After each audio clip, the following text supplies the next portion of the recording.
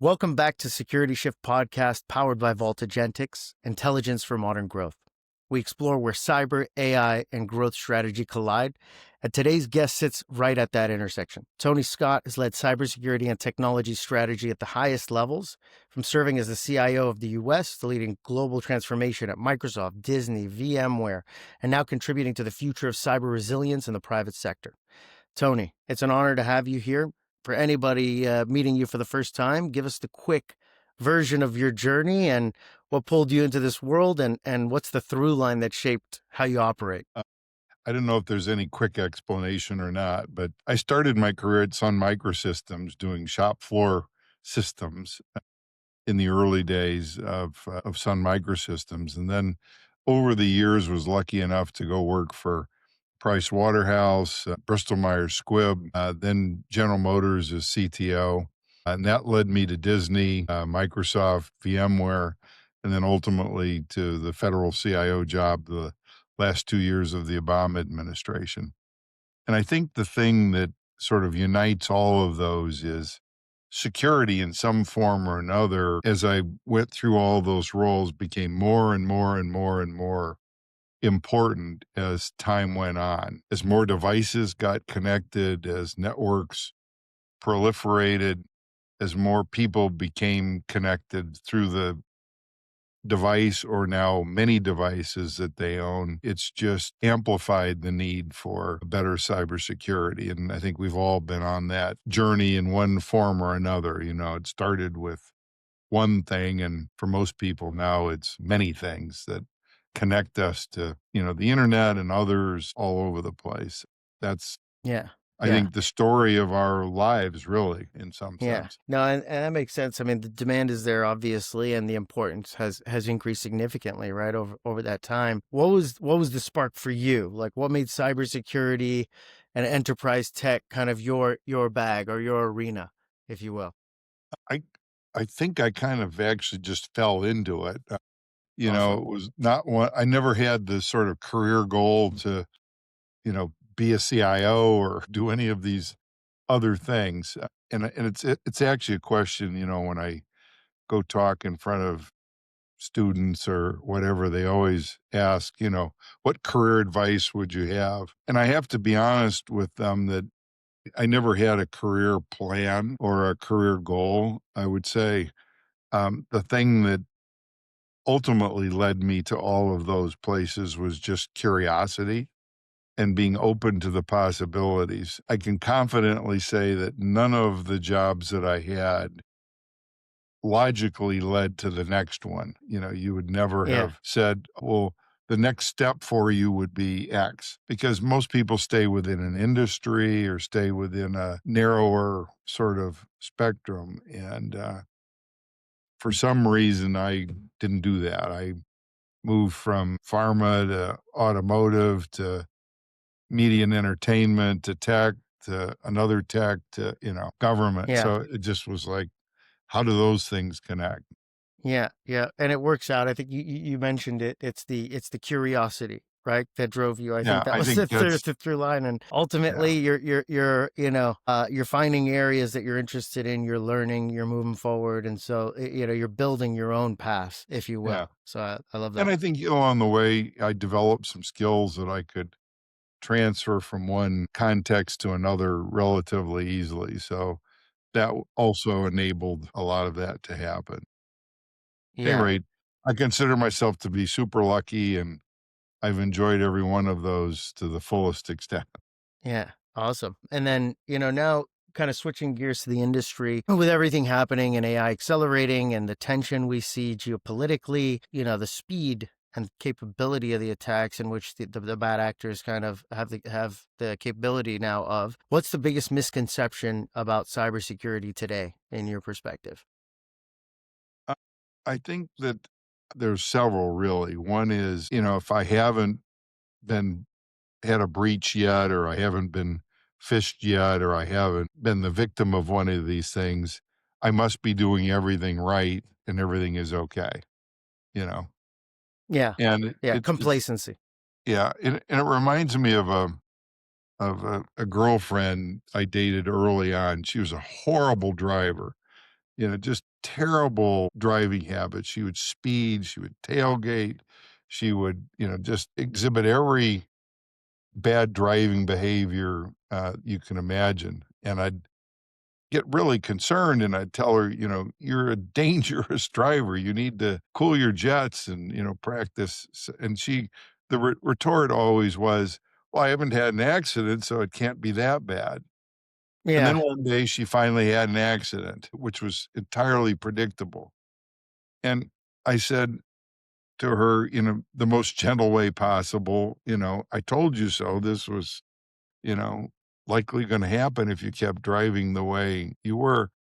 And she said to me, "Well, this was God's way of telling me I need to slow down." And I said, "God, your boyfriend has been telling you. You didn't need God to tell Yeah. you, but you Yeah. And see I that think it speaks to the behavior for sure in yeah, the industry we see today, for sure. yeah, and so you see this all over the place, if I haven't had, cancer yet, I'm not gonna get it, or if I haven't had an accident, I'm not gonna get it, I must be doing everything okay, and life just doesn't turn out that way.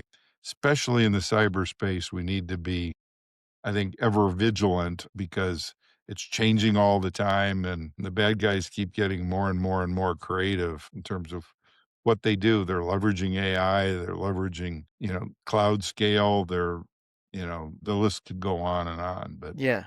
No, for sure. And in your analogy, I mean, I think you have a scenario where you have bad behavior leading to potentially something negative to happen. In that analogy, I would say you have cars all over the place trying to crash into your ex-girlfriend as well. You know what right. I mean? Yeah. Like you have people that are trying to actively drive her off the freeway and the road. So it's definitely a dire scenario, right? Yeah, I On both think I think sides. one of the differences, it doesn't have to be bad behavior in this case.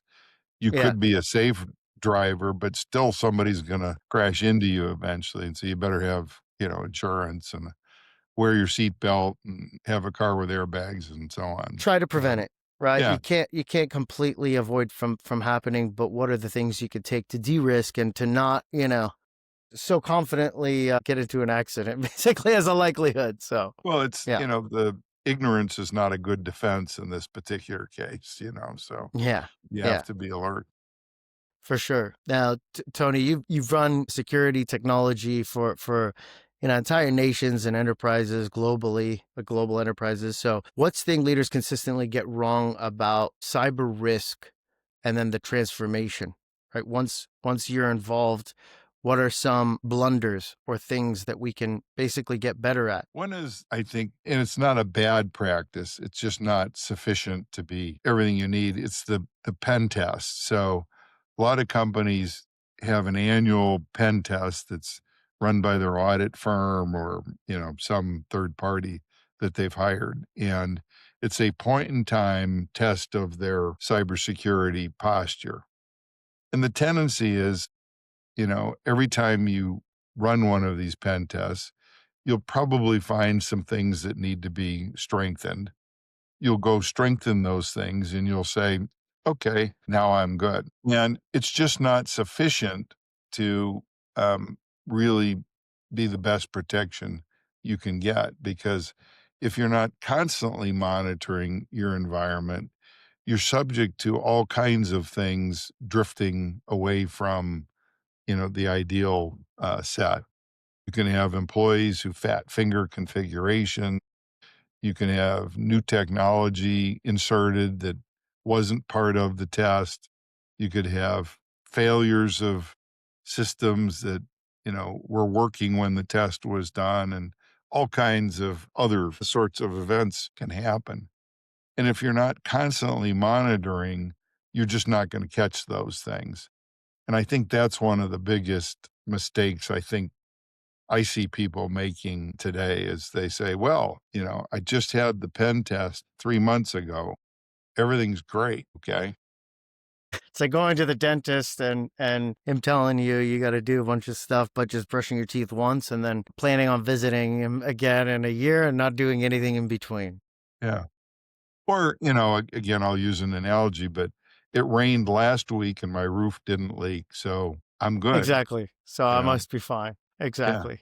Um, Yeah, and look, you've said, Tony, it before. Like technology is only part of the answer, right? You have culture elements, you have basically behavior elements. But look, as AI becomes mainstream, how do you see the human and AI relationship evolving in cybersecurity? You have a lot of differing opinions, but I'd love to hear your perspective on that.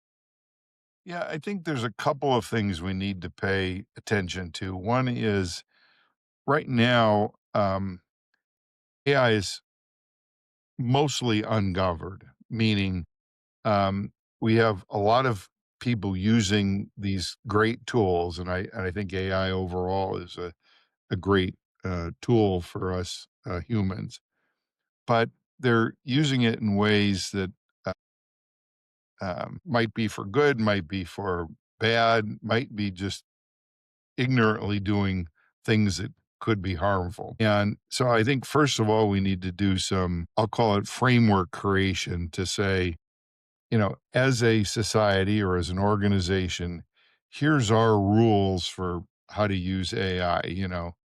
Thou shalt not hurt humans, thou shalt not use it to commit crimes, thou shalt not, and there's probably, some number of those. And also, you should take these kinds of protective measures to make sure you're not, violating company policy by using non-public company information that could get leaked or, there's a bunch of things like that. So Yeah, basically creating the governance rules that could or should provide guidance for people in organizations when they're yeah, using it for business purposes. I think that has to be a high level of focus for us to create these commonly accepted rules for how the use of AI should be governed. yeah, yeah. No, that makes perfect I think that's sense. foremost. And then I think the second thing is education around that. We've got to let, broadly people, you know, get certified or trained in some way. To use another analogy, you can't drive a car legally without passing a driver's test, There needs to be some sort of, again, for certain roles, some sort of certification and education to make sure people really understand the tools that they're using. Yeah, and And then then the third thing I'm really concerned about is the feedback loop. So if you use any AI tool today, at the end of your query or whatever, they'll give you a little survey. How happy were you with the result? Well, happiness is not a great measure in some sense of the accuracy, of the answer that it gave you or an indication of whether, the uh, data that it provided or the answer that it provided was, verified or they're not telling you what the sources of this information were. So you don't know anything about bias or truthfulness or in some cases, even hallucination. Like I just made this up out of, pure air, which yeah, happens, right? We've all, I think, experienced that. And so I think there needs to be some better feedback loop built into these tools um, that is self-checking, that will reveal its biases, its mistakes, its errors so that it can be built better by the engineers who are developing these tools. So those would be the things I would start with and then see where it goes. yeah, and makes perfect sense. I think ultimately having that framework gives people a guideline, and then practice over time. Hopefully, will build a culture. Right. You have a governance model, let's say, in place. There's a few things you mentioned. I mean, look, I think what is most practically something that they can, like, CISOs, CEOs, founders in their company should do this quarter, right? Is it the pen test? Is it, let's say, like, how do they go about creating the framework? When does the human get involved and the AI do, XYZ? Like, how would you kind of guide that typical, mid-market founder right now coming to market with a product, and looking to leverage AI? Yeah. Well, I think every business is going to have its own sort of point of view in terms of what its critical activities or critical initiatives are, and so on. I can tell you here at Intrusion, we're in the cybersecurity business. So one of the things that we saw as a problem in our industry as a whole is the problem of false positives. I don't care what tool you're using, it's every one of them, including ours, is going to give you false positives. And it's hard sometimes to sort through, is this one real or is this one more important than this other one? And with experience, trained security operations, people have a sixth sense of that sometimes, but often it's just, a subjective sort of evaluation. So we've used AI to help sort through all of the alerts and prioritize them based on some objective criteria that we've gathered over 20 years of doing this. So with this aided enhancement, now you can get a prioritized list of the things to focus on, the most important first and lower level things next. It's made a huge difference in our company and in our customers where they now have a sense that, okay, I know what to work on. I know where my focus should be. Yep. Yep. And, And I've seen talking, other examples of that in other industries, but yeah, and you talk about intrusion and your clients, right? Can you give an example, uh, a use case of how you drove outcomes for a customer, that also highlight kind of the differentiators of intrusion in a noisy market, right? yeah, no, and it's a very noisy market. Our specialty is looking at network traffic, inbound and outbound, behind your firewall in a much more granular and fine-grained way than most other tools. And once we see that traffic, it's already been filtered, it's already been managed by all the other cybersecurity tools that you might have already put in place. We look for those things that the tools miss, that we, through experience, know get by ordinary cybersecurity measures. And we bounce it against our historical reputation database. And so if we see traffic getting through on the inbound side that we deem to be suspect or a real threat, we block it if we're in force mode, or we report it to you if we're just in observe mode. And we do that in real time for every packet, every connection that's going through your network. On the outbound side, we specifically look for call homes, meaning there's an infection somewhere in your network, doesn't matter how it got there, but eventually most of these things want to call home to a command and control server somewhere out on the internet.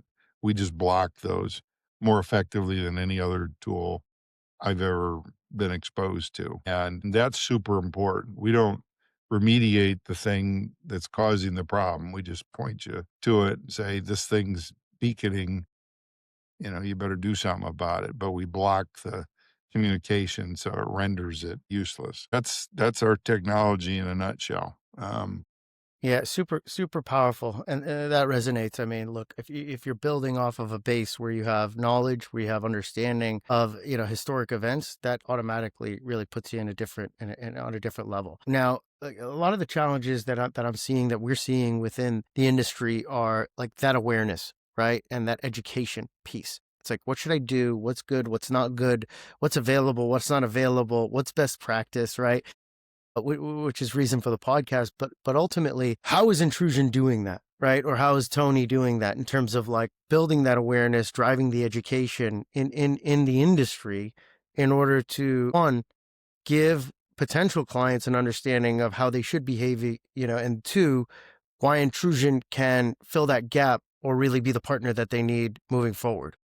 Yeah, it's a great question. If we have a technical person on the other end of the conversation, we can go into great detail about how our technology works and why it does things that other tech doesn't. And we can usually do a pretty good job of impressing, the deep deeply technical person that we're talking to. But usually they're not the decision maker. They're not the one who has the budget or who has to sign off on the, PO or whatever. And what we found is doing a simpler explanation of what we do, the higher the level you go in an organization has become a challenge. So one of the fun things that we've done is we've created some superhero characters that exemplify the core um, capabilities that we have that are very different than most other technologies. And if you got a second, I want to test drive them with you. Please, let's hear them. I love it. Flo is like Wonder Woman, maybe, but her super skill, her superpower is very detailed, very granular vision of everything that's going on in your network. She can see things that nobody else can see. That's Flo. The second character he's kind of a monk-like character with a huge brain, but he can remember everything that's ever happened in a network, in minute detail and with instant recall.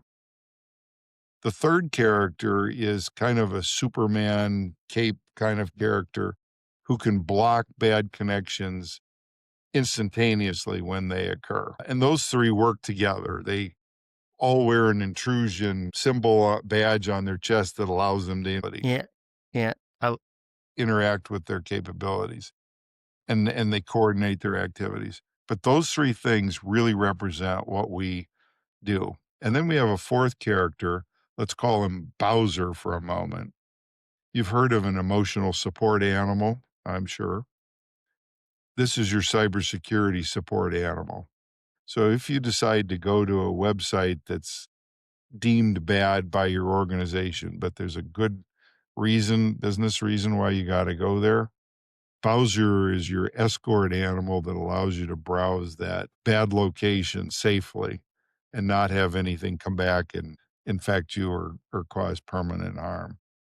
I love And it. Bowser also wears the intrusion badge. So these four superheroes embody the core capabilities of our technology. And what we found is when we explain what we do that way, even the purchasing guy gets it, you know. He Yeah. says, Yeah. "Okay, I kinda understand now." Yeah. So, That's awesome. you I, know I think that's great. I think the analogy speaks volumes on basically the capabilities, the tools you're able to bring, and then the human element as well, and how you're going to be, that's right, bring them to the outcomes here. yeah. So, So we're trying to visibility, make seeing everything. cybersecurity Yeah, kind of a fun thing, something people can relate to. It's not just a bunch of nerdy guys with thick glasses and, bad clothes working in a dark room somewhere, exactly. doing stuff, so Exactly. No, I love that. And how has that been resonating so far with your clients? It sounds like positive, but yeah, yeah, very positive. Well, there's a awesome. whole it's not my generation, but there's a whole generation now of folks that are in charge of these business decisions that have grown up with, the internet, cartoon characters and superheroes, My exposure to superheroes was in comic books, which don't exist anymore, Yeah, yeah. for the most And it part. was more a single person, right? Yeah, Which is less reflective. Now we got the Avengers, the yeah, X-Men. It's a team of people. You you got to got work it. together, right? Got to Exactly. work together. So, That's the story. Yeah, exactly. yeah, I love it. So, we're just coming up on 30 minutes, so I'd love to do a quick lightning round before we wrap up and talk, then we'll talk a bit about your goals and then wrap up, but we'll do some quick hits here. So, what's the most overrated trend in cyber right now? Probably firewalls as the ultimate solve for every problem. They're good for what they were designed for, but they're not enough. Yeah, I know that very well. One thing attackers do better than defenders. They only have to be right once, where defenders have to be right all the time. So they get Well the said. lucky they get the lucky. Yep. Yep. So Tony, you've done a lot of leadership principle that you still use every day. Yeah. It's people, people, people, it's everywhere, every place I've ever been, our success or failure really depended on the right people in the right team formation, you know? Yeah. I've seen Yeah. instances of great people, but a bad team construct. I've seen mediocre people in a great team framework excel, Yeah. you know, but it's a combination of the right people and the right framework of putting their various skills together that really makes a difference. Yeah, I love it. I mean, super, super critical to keep that element and to develop that element and to hone and provide an environment for those people to succeed. So I love that. On AI, what's a capability you think would surprise people or will surprise people? I think the biggest opportunity is cross-organizational AI. Right now, we're implementing and deploying AI in silos within organizations. You know, HR is doing great things with AI for HR purposes, and manufacturing might be doing great things for manufacturing, and finance might be doing great things within the finance domain, and so on. But I have not yet seen, and I think this is where the biggest promise is those cross organizational things that really add friction and add time to business decisions, Yeah. particularly strategic ones. And I think a really cool use of AI in the future is going to be addressing some of those cross organizational, you know, more deliberative kinds of things that every institution does, but does very slowly and Hmm. very deliberatively today. Yeah. And we're going to have to find a way to be faster and leverage it for those cross organizational frictional problems that exist in every organization. Yeah. Super interesting. And I love the use case and the challenges that are there are clear, right? Different buying centers, different outcomes they require, different processes, let alone the different tools. Like forget, Yeah. you know what I mean? Yeah. It's a bigger problem. I love it. So Tony, what's a bold prediction in the next 12 months, 12 to 18 months, let's say? I think reality is going to start to sink in for some aspects of AI. I think 26 is the year we get real with it. And I think there's a lot of sorting out that's likely to happen. And I think there's going to be some calamities that of of a big enough scale that they're going to really get noticed. It'll be like some of the big cyber breaches, right?